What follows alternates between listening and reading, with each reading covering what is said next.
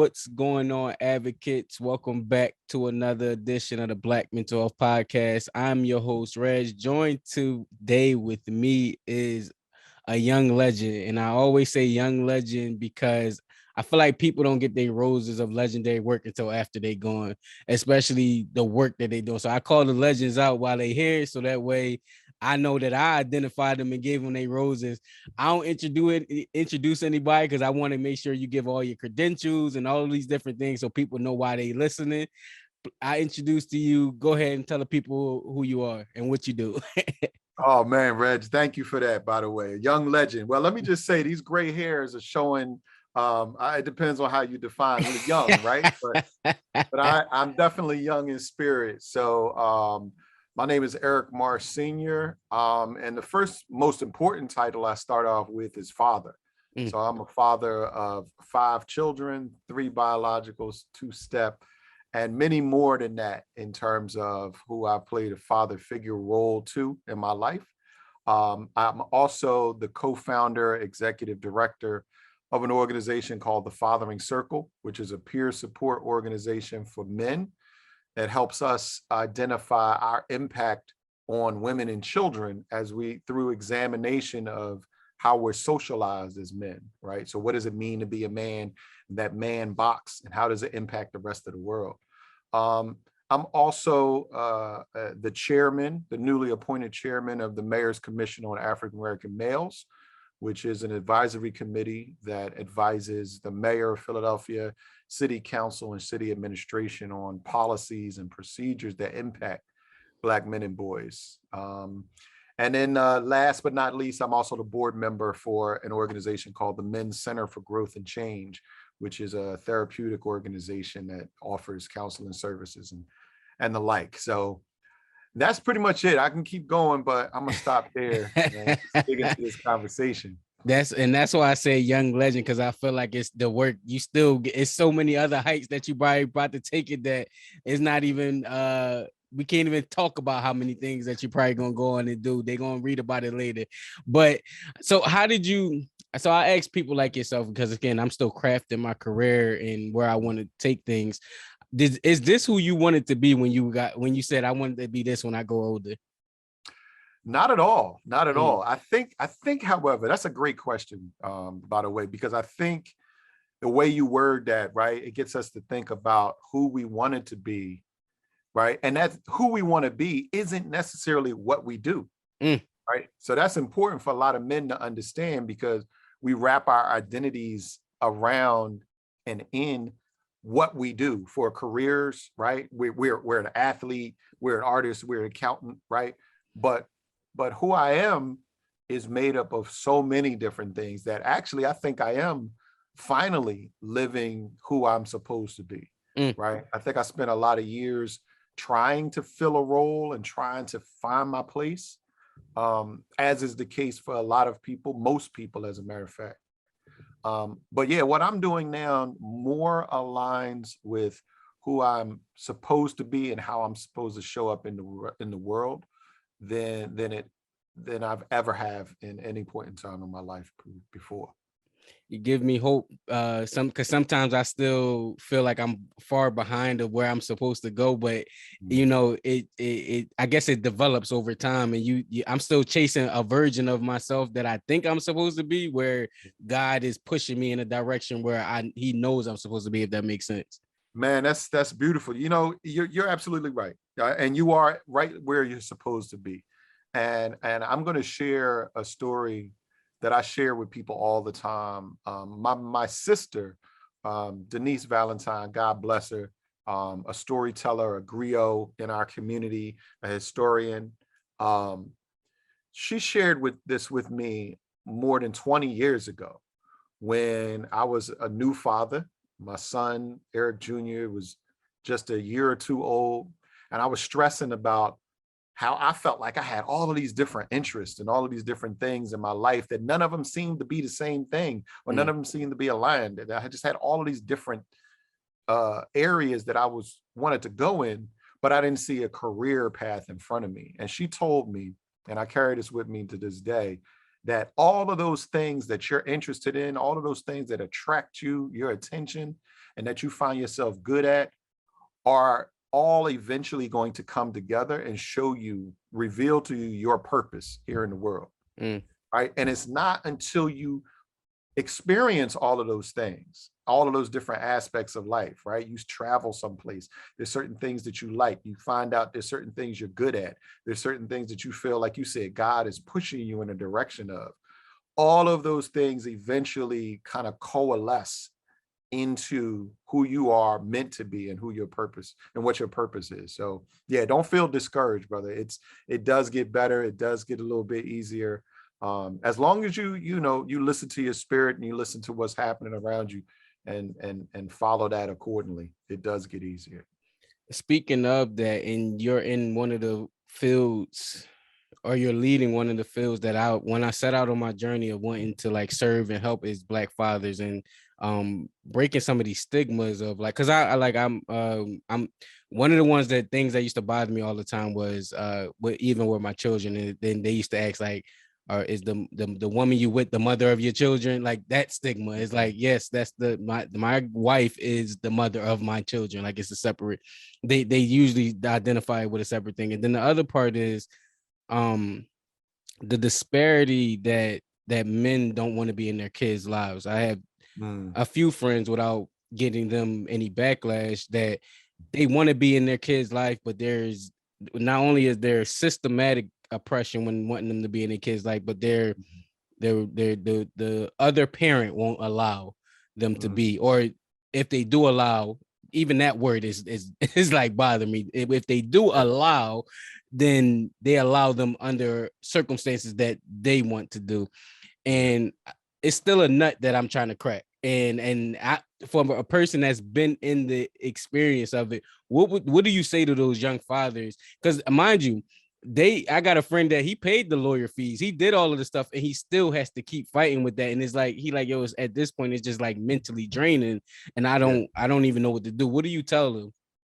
Yeah, well, first of all, it is a system of oppression. You named it right. I think that's one of the reasons why I mentioned when I talked about the fathering circle that we talk about socialization, because our society does have this disparity when it comes to fathers, right? Oftentimes, when you hear the word father, or when people think about father, the first word they associated with is provider. Mm. And in the worst case scenario, that limits a man to how much he earns. Like, you're only valuable if you earning money, you can pay somebody something, you can put food on the table, right? But there's a lot of ways to do that. So providing is one of those things. And so yes, it is a systematic form of oppression, and also like a neglect, right? So the thing that I would say to young men, first of all, it starts with us being responsible in choosing who we make a baby with. That's the first most powerful step. Like, if you don't have a solid relationship, if you don't know that this person is worthy of your seed and worthy to be mother of your child, and that y'all going in the same direction, don't make a baby with this person. And oftentimes we get into this problem because the baby comes like we want to have the fun, but then the baby comes like we wasn't expecting. I saw a meme the other day. Is like, when you have unprotected sex, a baby isn't a surprise. What you thought you was going to get a flat screen TV, right? Like, so we got to own our responsibility in that step first, and that would eliminate a lot of this problem. Secondly, when we do wind up meeting a young lady and we have a partner, they do become pregnant, we have to be there that entire process, because the process for a woman who's carrying a child, it is all consuming for a woman, right? They literally giving up their body, right? They can't sleep the way they want to sleep, can't eat the way they want to eat. And so this baby is like consumed their whole life. If you as the father are not present and not actively trying to make her life a little bit easier and make that process a little bit better, there's going to be some resentment. So when the baby come, if you didn't put the work in earlier, then trying to show up now you kind of late, right? in their mind, right? Because for you, you got a brand new baby now, but for them, they've been carrying a baby for 9 months. Mm-hmm. So you already 9 months behind the game, right? Mm-hmm. But that's the second thing. Then when the child comes, I often tell brothers that, we can't control another person, right? So if mom is not trying to have it, if mom's not trying to see you, the only thing you can do is be consistent in your character and in your behavior. Mm. The more consistent you can be in your character and your behavior, eventually you'll have more access. The two things will happen. Either mom will have a change of heart because she sees you being diligent and consistent in your behavior and not reacting to all of the emotionalism, right? Because that's what happens in relationships. Or, and God forbid, but this has happened way more times than I can count. Or the child, as they get older, will see you being consistent and they will be drawn to you, right? I know a lot of dads who didn't have close relationships with their kids until they were in their teens and 20s and sometimes in their 30s. And we think about losing all of that time, but the reality is the child always wants a relationship. Even when they hear bad information about dad, they still want that information. They still want that connection. They still want answers in some kind of way, right? Oftentimes it takes a while to get to that. And so I'll say, just remain consistent, remain, diligent in your role in terms of what you're trying to provide and be. And it'll work out. It'll work out. But you can't control another person. So the best thing we can do is plan in advance. Be mindful of who we lay down with. Be mindful that we're supportive and we're playing that role the entire time. Be mindful that the relationship takes work. All relationships take work. But when a baby come along, it's everything you've known prior to that baby coming Goes out the window. It's like somebody set a bomb off in the room. You got to put all the pieces back together. So yeah, that's my piece of advice. So what does that look like practical wise? Because I just think about all the different scenarios. Like my one of my brothers, he tried the lawyers. One of them, he got the court order to like see them like with his supposed times, but they play like mind games in the sense of like, and I had to stop myself, Eric, because everyone used to think that I was on child support the way I was fighting for that. But I just see so many of them, they get beat down by the fight that they just give up. And they like, I don't even want to speak on it. I don't want to have the conversation. It is what it is. But I know how it's subconsciously still impacting our community. And people are not talking about like, why is it not there? It's so much the deadbeat dad stigma. We don't talk about the deadbeat mom. We don't talk about having these certain type of conversations because it's just almost like just not allowed. And the guy that's with his kids every day, I can never even imagine what they have to go through, because it's like, hey, you don't really understand. You're gonna see your kids at 4 o'clock. Like, you don't really understand. And so I have empathy for it, but I can't really do too much on my end because I see my kids every day. Yeah, it is hard for somebody that's never been in that situation. And just let me say, for full transparency, I have played almost every role a father could or can, right? Like, I have been a married father. I'm currently a divorced father. I've been a stepfather. I have been an adopted father. I say adopted because they adopted me, right? I've been the father of, so many different variations of that, right? I've been to court. My oldest son, I actually wound up going to court. I took his mother to court, right? So when you talk about deadbeat moms, right? I've been through that example as well. I just had a couple brothers this past week reach out to me saying that, the mothers of their children were playing games with them and taking advantage of them. And one of the brothers is actually partially handicapped, right? And she's making him travel all the way across the city to get the kids when she drives. So I'll say, yes, it is a challenge. It is difficult. I'll never recommend a father to not fight to be in his child's life. As exhausting and as taxing and as financially difficult as it could potentially be. I think the problem is we aren't having these conversations with women, right? because it's the moms that's really taking these dads through a lot of this conflict. And when you don't understand how to have relationship conflict management, it's going to spill over into these power struggles where the child is then the pawn, right? The tool. So in terms of practical advice, again, it's really hard to say anything other than just, stick with it, stay consistent. Don't get into like intense conflict. One of the worst things that we do is we argue, right? We want to argue, we want to battle, right?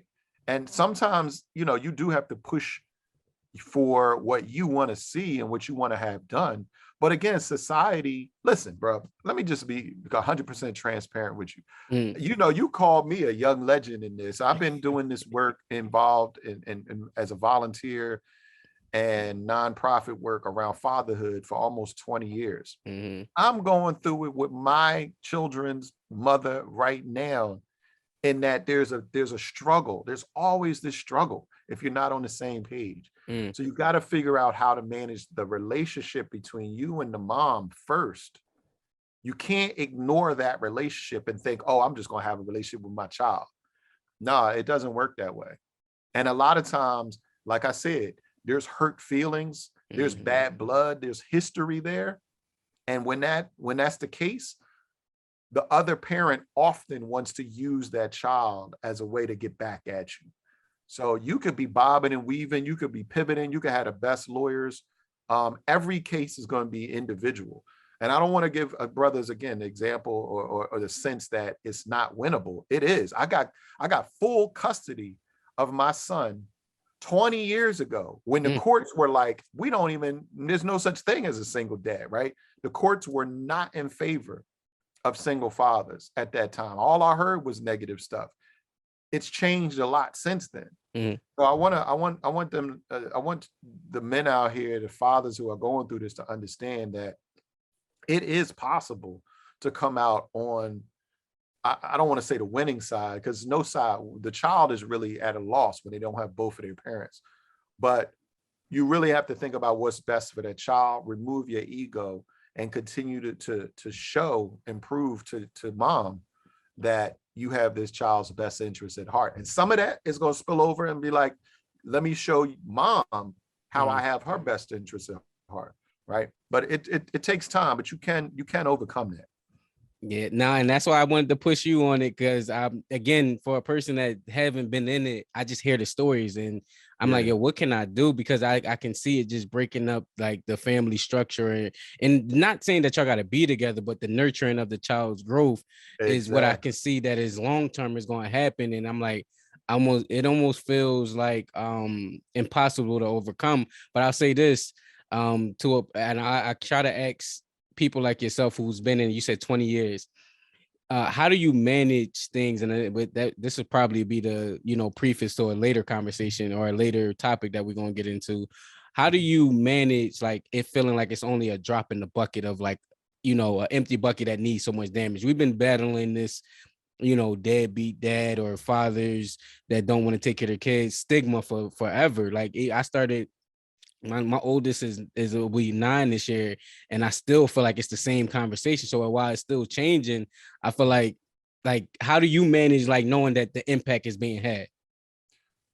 Well, first of all, I manage by having relationships like this, by having conversations like this. Like, I know you're a good dad. I see you on social with your kid. I see you involved, right? I know, matter of fact, all the dads that I know, every single dad that I know is a good dad, right? And they're all trying in different ways. So I also know that we live in a society that continuously tries to find someone to make the scapegoat or to put down. And oftentimes Black men and Black families are the target, right? And so the reality is that, again, this is why I said earlier, we need to speak to women more often about this issue, because what happens is a lot of times is that our women, young girls, before they become moms, feed into this stereotype that Black men aren't good dads or they won't be present. So can you imagine being a young Black woman, right? You out here, you dating, whatever the case may be, and you may find this guy interesting, or maybe not. Maybe you just hook up once or twice or a few times and you become pregnant.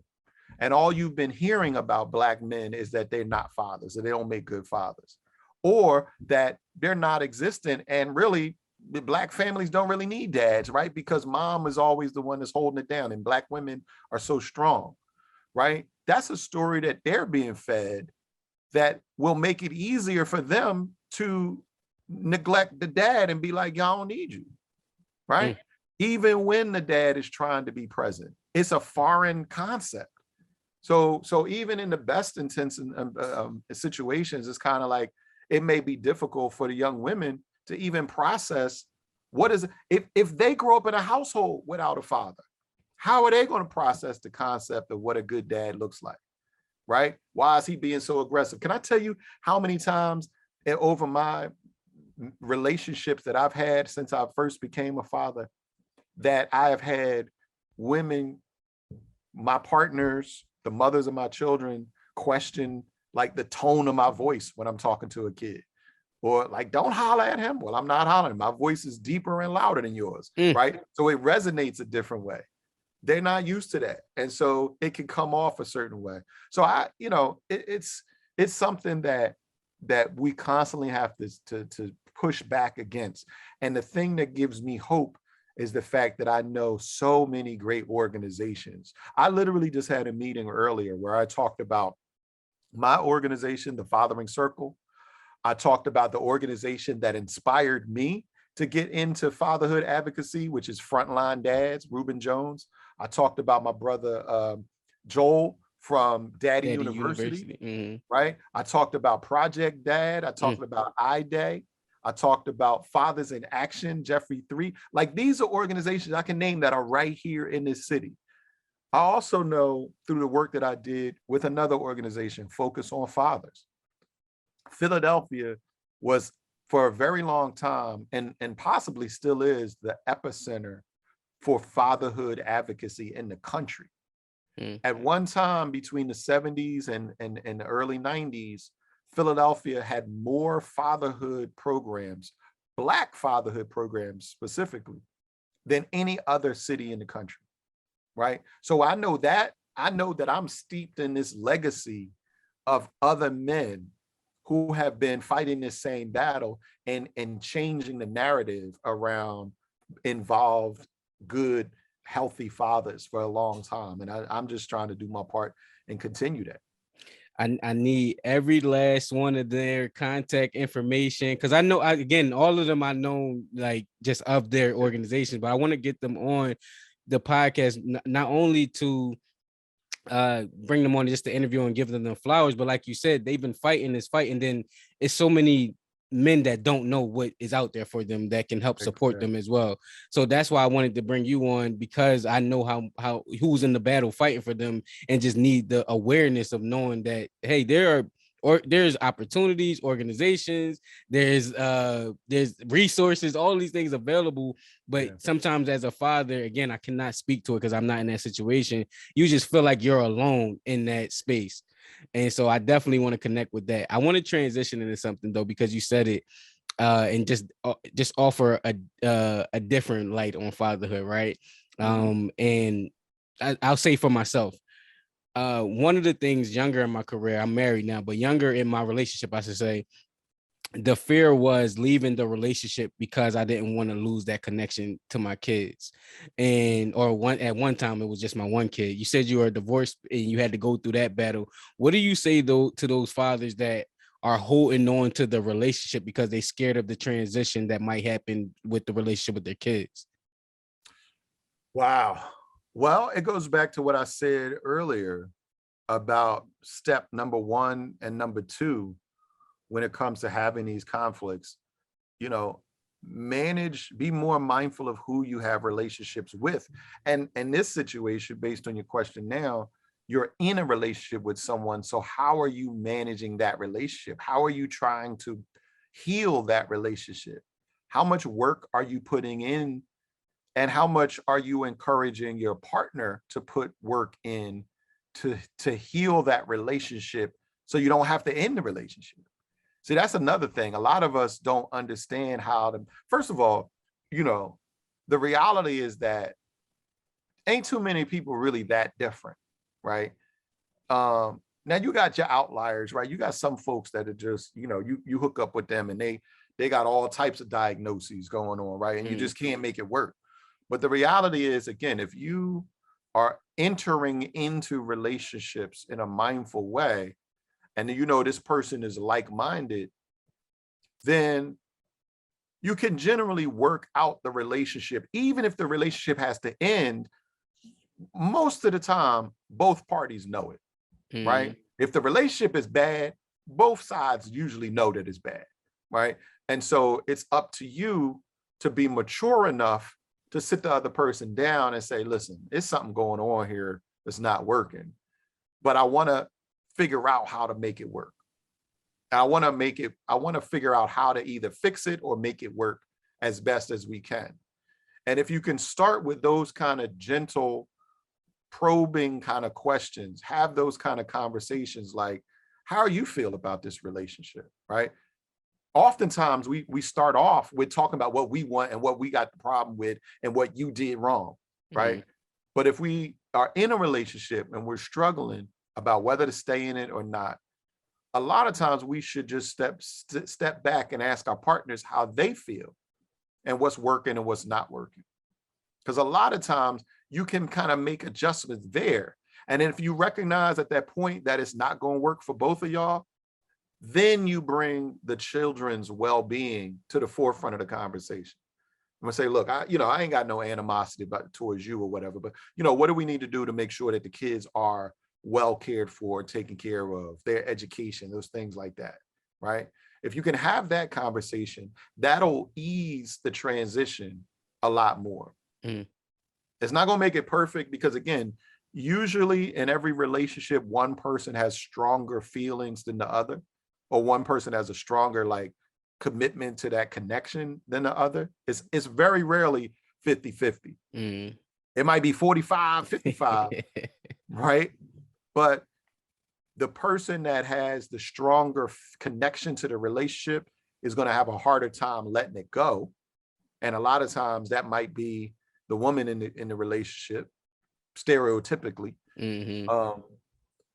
But if it's the father, using the scenario that you gave, like the father wants to get out of the relationship, but doesn't want to lose connection with their kids, you gotta work on that relationship. You gotta talk about the relationship with your partner, right? And it's not something that's taught. If schools taught relationship management and communication, our community would be in a totally different place. Nah, and all I hear from you is like emotionally mature conversations and putting the emotions aside and really having a conversation that is conducive to the benefit of everybody at the end of it. But a lot of people can't have that type of conversation. And then I'm thinking about my younger self, where I still do it to this day, subconsciously, where I'm collecting receipts to prove that I was a good father. So that way, if it ever come up, because once I learned that they can retroactively charge you for child support. Even though I've been in my kid's life for 10 years, if we decide to end, they can retroactively go back to all them years of child support. I'm like, I need to start keeping all this stuff together. And that's psychological warfare right there. That's torture right there. Nobody should live in a situation like that. Nobody should. And the reality is that brings in the advocacy piece, right? That brings in why we have organizations like the Fatherman Circle and like Frontline Dads, Daddy University, and all these others, right? Because the system, right? That's a legal system that says this is a law, this is acceptable to be able to go backwards and retroactively punish a father for his involvement or lack of involvement, right? So that brings in a whole nother side where there's a reason why I encourage both men and women to become advocates for fatherhood, right? Because you're not just talking to dads about being better dads. You're talking to moms about making space for dads to be better dads. You're talking to lawmakers and elected officials that's saying like there's some rules on the books that make it hard for dads to be good dads. A lot of this absentee father stuff I just want to take it back historically, right? A lot of this absentee father stuff has come as a result of a lot of government intervention and a lot of policies and actions that we as men and fathers had nothing to do with, right? So, I mean, there's examples where you talk about the welfare state, right? And at one point in time, all the way from the 50s up through, I want to say as late as the mid 70s, you know, welfare workers, if you were on government assistance, a government employee could come to your home. And many states had a stipulation where there couldn't be a man in that household if there was women and children on government assistance. Because the assumption was, again, what did I say earlier about men being like breadwinners? The assumption was that if there was a man in the house, then he should be making enough money that he could take care of all the family and the government shouldn't have to do that. And so what would happen is these government workers would come into the home and there could be a whole healthy functioning family there, right? Just struggling financially. But then the man would have to pack up all the stuff and leave. Or there's a movie called Claudine that came out in the mid 70s with James Earl Jones in it, where there's a funny scene where they pack up all the stuff and hide it in a closet, and he gotta, you know, like hang out and hide out of the building because they're on government assistance. And if the man was caught in the house, or if they saw any evidence of a man being there, the family would get kicked off, right? I also think about efforts like Vietnam, Korean War, the Gulf War, any type of military activity, right? When men are gone. A lot of times those men, unless they were married, those women and children weren't getting any support, any assistance. So there's a lot of reasons why men were often taken out of the home. Think about what we're dealing with in the Black community with mass incarceration, right? And over policing. A lot of our young men get snatched up off of corners and get caught up in the system at the same age that they're first becoming fathers. Think about that correlation. Yeah, that's so true. Right? What's going to happen? It's a system at work that we've got to figure out ways to work around. So I just want to address what you said earlier about like the mature, emotionally mature conversation and not everybody being able to have it. You're absolutely right. But as individuals, right, first of all, we got to recognize that if we're old enough to lay down and make a baby, we then have to, it is imperative that we figure out a way to mature and communicate differently for the benefit of that child. It's mandatory. Because if we don't, we're going to keep going through these same nonsense. And I don't know about you, but I know me as a man, like I told my lady recently, like as a man, I could live under a rock. Like I'm cool. I could be in a cardboard box, right? I'm not that picky. And my nature as a human being, as a man, I could kind of, be lazy and, not really care. But when you got a child that's dependent on you, you have to step up. You got to do something different. And so that, what I was saying about that emotionally mature conversation that you have to have with your partner, listen, you could write it down in a note. You could make a voice memo. You could record it on your phone and send it to them as a voice memo. You don't have to sit down face to face across the table from somebody, especially if you know it's like oil and water. But you got to figure out a way to relay that information in a way that they hear it, and then they'll be able to relay back to you whatever they're feeling in a way that you can hear it. That's just a requirement. There's no way around it. You got to do that. Because if you can lay down and make a baby, you got to figure out all these other steps. No, and you dropped a lot of gems, and I hope I can remember those the other ones that I wanted you to go deeper on. Because again, Young Legend, and like you said, the history, I feel like we got to make sure we can capture as much of this so that the next version of advocates can come in and pick up where you leave it off, as much as the work that you're already doing and pushing the conversation forward. So there's a last person that relates closer to me, and I'll speak to my experience of like, all right, I'm in the household, I see my kids, and sometimes you feel like, and my wife is guilty of it, you feel like you don't get the credit for being the father that you're supposed to be. And I say that and preface it in the sense of when Mother's Day come around, it's like, hey, mothers work hard. We got to celebrate them, and we got to make sure they are acknowledged for what what their contribution to the to raising kids. But when it's Father's Day, people either forget or they say, you doing what you're supposed to do. Why are we celebrating like for you doing that? You're a fit. We don't celebrate fish for swimming. So I battle with that sometimes. And now as I grow older, it's like, you know what, I don't even look for the roses. I'm doing what I'm supposed to do. But then sometimes it's like you need to be celebrated to know that you're doing that good job. So what do you tell to those fathers that just, they're quiet, they do what they're supposed to do, and but not secretly, but not really feeling like they should be acknowledged for what is being done, if that makes sense?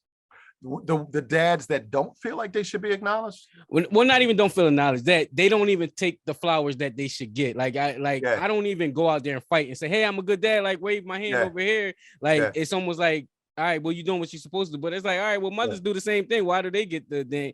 Like you even forget about Father's Day because no one makes it a big deal. Yeah, I mean, that's a double-edged sword, right? Because again, it goes back to what I was saying about fatherhood is not a thing in our society. It's not promoted, it's not encouraged, it's not applauded. It's seen as something, not only are you expected to do it, you're supposed to do it, but even when you do it, you ain't even really that necessary because moms could do everything, right? So the problem is that we have a society that keeps promoting this imbalanced picture of parenthood, right? And so for the dads, so here's the thing. For the dads that feel like, oh, I don't need to do all of that, that's fine. That's everybody's individual right. You can feel how you want to feel about it. Again, it goes back to, but are the women and the children acknowledging what you do, right? Like my partner regularly shares some appreciation. We had a difficult day the other day. She was going through it with her little one, came in the house. He was mad at her. She was like feeling mad at him, but she also a little offended because she got this little 6-year-old that's like telling off an adult. And, it was just a weird thing. And so I just got into a conversation with them both and was able to kind of help massage that relationship and kind of take his mind off of being mad at whatever she had done or said. And then later on, she was just like, I really appreciate that. Like, thank you for doing that, right? Mothers, it's really important for moms to do that kind of thing, right? Because as much as we talk about strong, independent women and, you can raise a family and there's examples of matriarchal tradition in our community, like that's all great and fine, but everybody wants a little encouragement at some point. Everybody want a pat on the back, just say, you know what, you did a good job, right? And if we did that more often, that creates this self-fulfilling cycle, right? Where it's like, okay, I could keep going. I know I'm doing this thing right, right? As opposed to we only hear something when we're doing something wrong, right? So we need moms and kids, adult children, to tell their fathers, the fathers in their lives, you're doing a good job. Now, as far as dads, whether you want to celebrate it or not, listen, part of that is the male ego, where it's like, yeah, I don't need all that. I'm a man, I'm doing what I'm supposed to, you know what I mean? All that tough nonsense, right? But the reality is that pat on the back, that acknowledgement, that thank you goes a long way. And again, it's not something, it's one thing, right? We live in a society nowadays where we cool with patting ourselves on the back, right? That's what a lot of social media is, right? Just flossing, just doing it for the gram. Yo, I'm out here. Yo, I'm doing, right? But when it comes from the other person, yo, that's way more meaningful, because that means that you're impacting their life and they see you. So yeah, we need more moms and more kids acknowledging the fathers in their lives. Even when they only do just a little thing good, encourage that little thing, and you'll start to see more of it. So with the rise of women empowerment, with the women making just as much money as men, they got a longer struggle too, because it's still a man dominated society, but they're gaining certain things. I feel like has come to the point where the stay-at-home dads are now being like not accounted for, where like you said earlier, where it's like, all right, you only accounted for amount of what you can provide, but now women are dominating financially, and then we got the stay-at-home in some situation, of course, and then we got dads staying home, but they're not looked at as men or fathers in a sense, because they're not doing what the quote-unquote original type of prototype of man is done. What to that you say what? I say it's all a bunch of nonsense, right? It's all nonsense. Like, you can't have everything. You know what I mean? Like, we went through historically women being the primary caregiver, right? But because how society was set up. And, a lot of the work outside the house was dangerous and demanding, physically demanding, hard on you physically. A woman, like what I say earlier about that 9 months, women being pregnant and carrying children for the time that they carry children is the number one reason why we have these disparities, right? Because once a woman becomes pregnant, there's a moment in time, even if it's not the whole 9 months. Like, God bless my ex-wife, the mother of my 2 youngest children. She worked all the way up until literally like a week before she delivered, right? I don't know how she did it. Walking down the street, big as a bowling ball, right? The biological differences are part of the reasons why we could have that kind of thing, right? Women they just couldn't be involved in the workforce for that period of time when men were. The physiological differences in terms of strength, like upper body strength versus women being stronger than their legs. Certain types of work just made it more likely for men to be involved.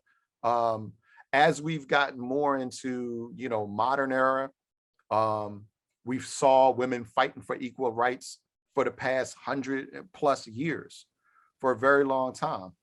Now things are starting to average out a little bit more, but women still only make 75 cents of the average dollar that a man makes, right?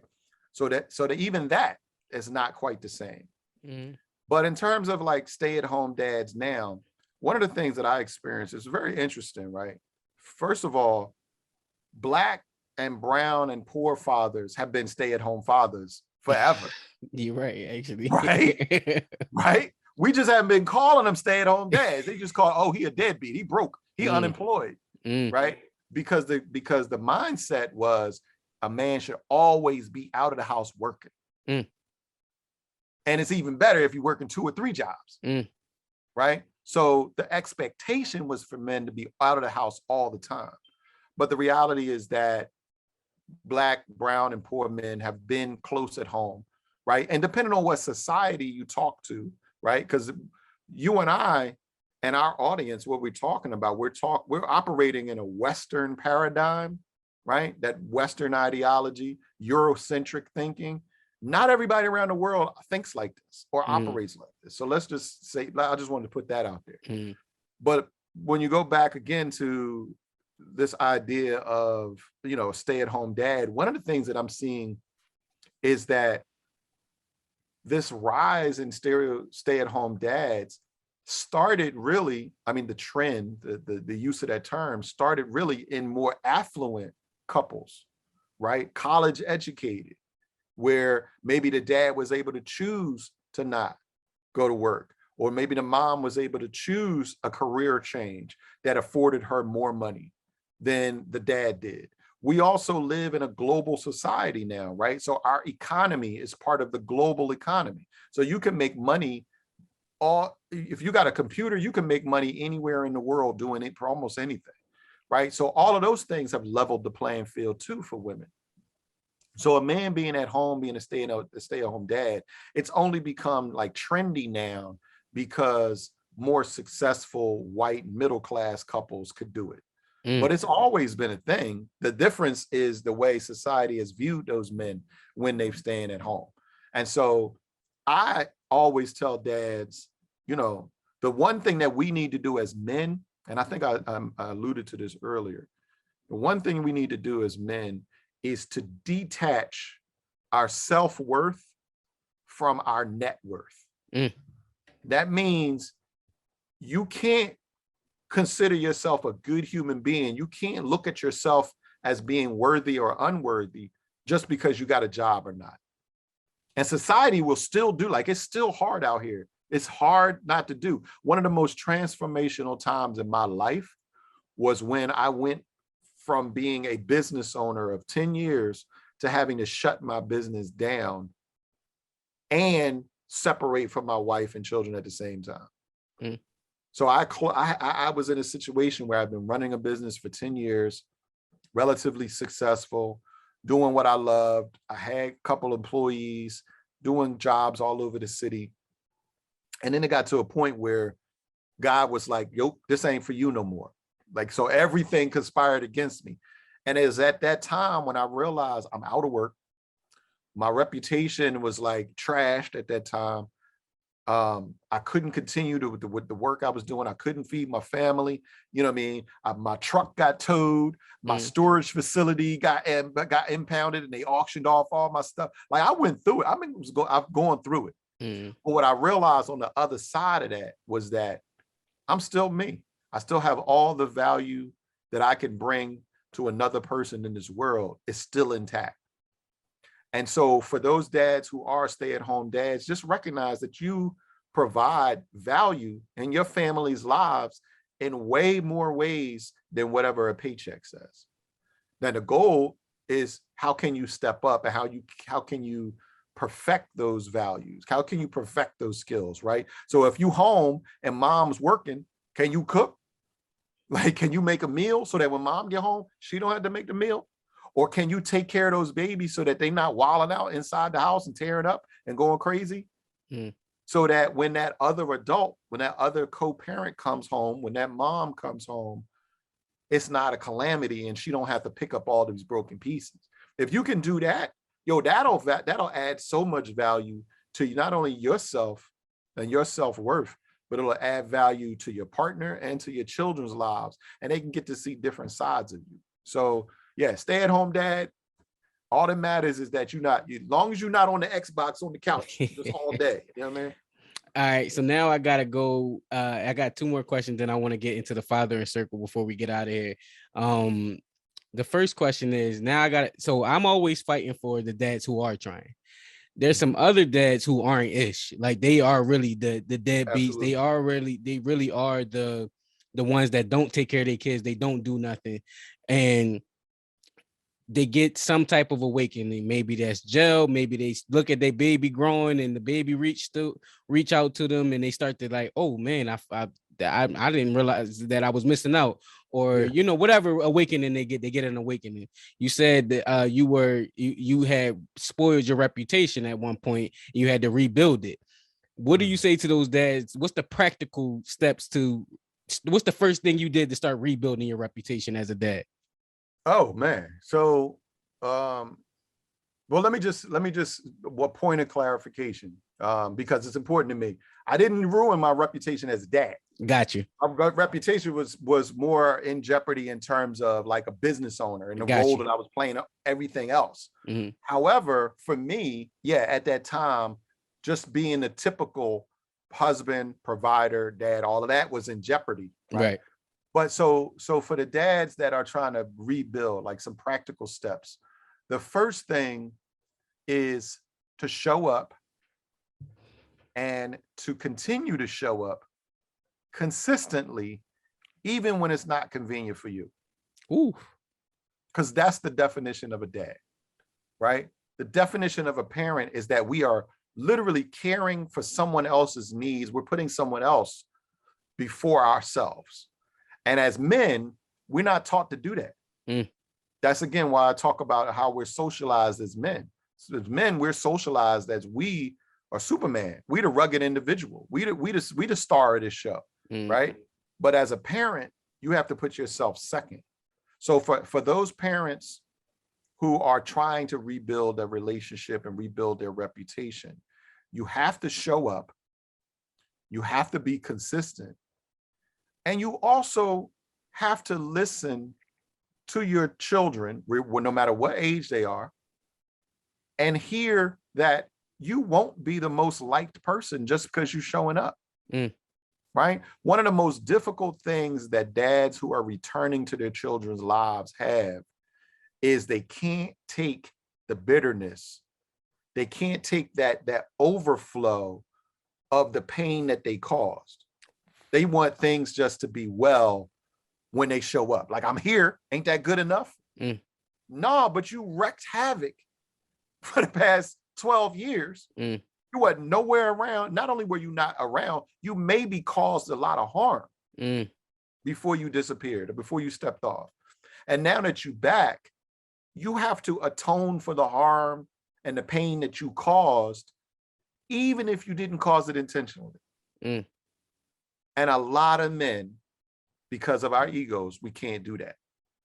And I tell people I tell brothers all the time, you got to prepare for that, because it's going to sting. It's going to sting. We don't like people telling us what we did when we did it 5 minutes ago. Right? Now imagine your baby girl telling you 12 years later that you wasn't there for her first date or her prom, or, you know, you wasn't there to teach her how to ride a bike, or you was, right? That's the sting of a child who didn't have their father when they needed them. And if you want to be dad, you got to listen to all of that and don't give no lip, right? You can plead your case if you got a valid case, but the reality is, for them, what matters is you've got to let them get that poison out, that pain out, before you can start healing. So that the practical step: show up, be consistent, put yourself second, and be prepared for all of the pain that they might want to convey to you, that they feel like you caused them. And just be willing to hear them out and build a relationship from there. Last question before we get to the father circle. You worked, again, 20 years worth of work. You worked in the political realm, as well as you talked about the political barriers that prevent certain things. What's happening around lawmaking, law changing that, you know, can start to help fathers become more, like, you know, all the preventions, but what's starting to change in your eyes of, like, allowing more fathers? And that, again, that allow word still gets to me. Allowing fathers to be fathers. Yeah, we got to relanguage ourselves in some kind of way, because it's really, you know, it's not so much allowing, right? It's just getting out of the way. Right. So for people to get out of the way and let fathers be fathers. I mentioned earlier the Pennsylvania Fathers and Family Support Network. That is a network of a statewide coalition of service providers and organizations that not only support fathers and families, but also are working to pass, like, legislation to change some of the restrictive laws around in family court, around custody and child support. And Dr. Rufus Lynch is the individual that's leading a lot of that legislative work here in Pennsylvania. So Rufus Lynch, the Pennsylvania Fathers and Family Support Network. I'll also add that there's an organization called NFI, the National Fatherhood Institute. That's a great resource for all things fatherhood related, whether you are a father or whether you're a service provider working with fathers. They have, a huge database of resources and networks. I just did a webinar last month with one of the directors of the National Fatherhood Institute for the Allegheny County parenting organization. And again, I think that the other thing is just to remain active and remain an advocate and support some of the local fatherhood organizations that I mentioned.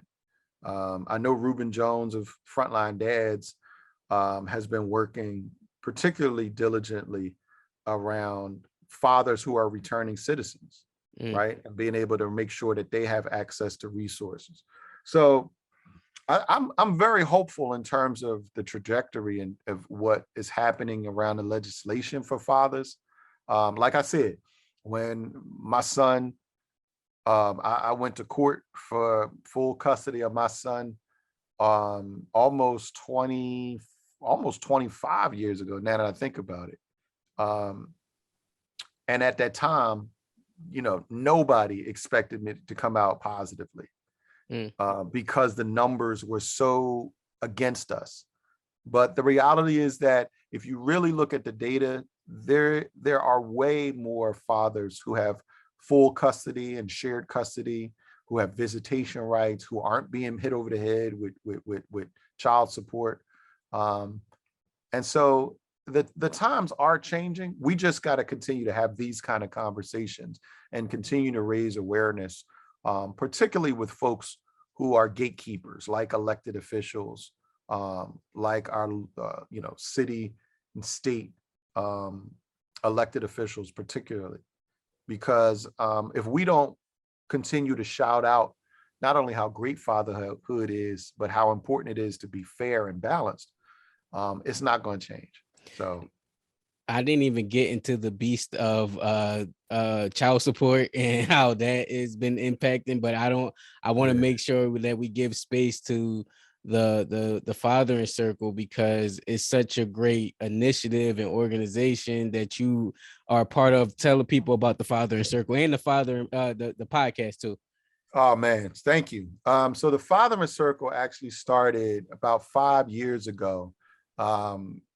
It actually was spawned out of an event called Philadelphia Assembled. And Philadelphia Assembled was a social justice, art as social justice movement that was put on or hosted by the Philadelphia Museum of Art. There was an artist from the Netherlands named Jana van Heswick. And it was really about looking at the future of Philadelphia under 5 distinct areas and trying to imagine the future of what we want the Philadelphia to look like. Through that process, Jana, the artist, a woman, actually identified fatherhood as one of the important topics that she wanted addressed. And it was really her genius, not to say parenting, but she wanted fatherhood specifically. And so my partner, Billy Yalowitz, was one of the editors on that project, along with my sister, Denise Valentine. And they were trying to figure out what to do, right? They were just going to create some artwork out of father stories. And so they wanted to interview some dads. My sister told them about the work that I was doing. I got a chance to connect with them. And what we found was, when dads sit down and we start sharing our stories and our experience about what it's like to be a dad from all different backgrounds, we don't want to shut up. Like, we got dads in the room. And just to be clear, I'm African-American. My partner, Billy, is a Jewish American. And our other partner, Les, is originally from Puerto Rico, right? So you got a Black guy, a Jewish guy, and a Puerto Rican. And we bring all of our networks of fathers together, and you would be astounded at how similar our stories are. Wow. I mean, there's brothers from Mexico who talk about growing up without their dad and what it was like for them living in a tough neighborhood, and what it was like for them, where do you learn how to be a man, and how do you navigate relationship with girls and things like that. So we have such a broad array of fathers that we've worked with over the last 5 years. Within the first 2 years alone, we served over 250 fathers. Wow. And as you were looking at that website, we did a festival at one of the museums here in Philadelphia over the weekend. And within 1 weekend, just over those 2 days, we had 800 visitors to our fathering festival that we did that weekend. And that was all about celebrating dads. And so the work that goes after the artwork is we host fatherhood circles where we ask dads to come together. And again, we start the process of examining our lives through our childhood, right? So we go back to, what was it like for you as a boy? You grew up in your household. Did you grow up with your own dad? What were the expectations? When did you learn what a dad was supposed to be, right? What was your first relationships like with girls? And we talk about all of those different dynamics, because what happens is a lot of the trauma and a lot of the behaviors that we take into our adulthood are rooted in our childhood. Mm. or a lot of our values and the things that we believe and that we hold on to are grown out of things we've experienced or things we were told as children. Mm. So we take the fathers back through this process of talking about and examining what it was like for them when they were little boys. Because oftentimes, not a lot of people in society, we don't often talk about men's oppression, but men's oppression often shows up when we're children. We're talking about bullies, right? We all had to deal with bullies, right? But why is that normalized? Why is bullying normalized, right? We live in a society that's often violent and hostile, where we expected to compete against one another, right? But we're not out in the jungles no more. We're not out in the bush. Like, this is a civilized society, right? So how do we learn from that process and get men to understand, to be better men, we've got to raise better boys. And we also have to kind of unpack all the harmful behavior and stuff that was put on us when we were children. So that's what we do at the Fathering Circle. You know, we usually meet, we have circles once a month. We've taken a break towards the end of this year. Obviously, with COVID, we had transitioned to doing virtual meetings with our fathers. But we're going to be getting back in the swing of things. We're doing more of the circle sessions. And also a bright side, like, it's not all just serious conversation too. Also, once a month, we get together for play dates. And what we call play dates is dads bringing their kids together, where we all get to come together and just support each other in play, just playing with our kids and building those relationships. So I'm gonna have to bring the boys out, man. I gotta bring the boys out.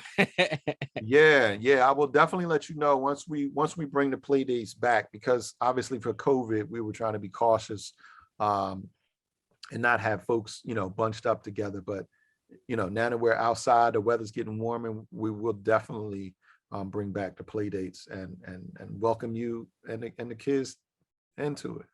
Yes, sir, man. You gave me a wealth of knowledge, and that's why I started off calling it the young legend, because you just gave me a wealth of information that I'm hoping that a lot of fathers reach a mother too, just like you said, that not just fathers reaching this information, but mothers and sisters and family members who want to support the fathers in their community. So I appreciate you for coming on and sharing your journey, your history, the lessons, the insight, all of the things you shared. Did you have any last words before we get out of here? Yeah, no, listen, Reggie, I'm so glad that you invited me on here. I'm so grateful that I get the chance to spend this time with you, because again, you're a young legend. You're a young father, right? You're much earlier in this process, right? And I just love the opportunity to be able to pour into brothers like you, right? I often tell, and this is the whole thing about fatherhood, right? Real quick is, you know, the whole purpose of parenting and fatherhood is that we are laying the foundation for our next generation.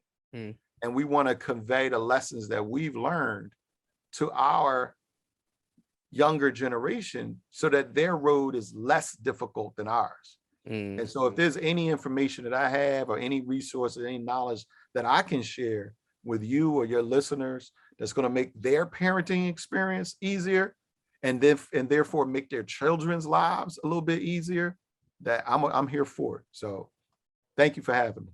Nah, I appreciate that. On that note, please share this episode with anybody that you know, because we want to get Eric's platform, the Fathering Circle, the father, all of the things that Eric is doing. Share this with them, share the page, and then leave a review on Apple's. And remember that this podcast has never been about being a replacement to therapy. It's an alternative place where people share therapeutic stories. Thank you for listening.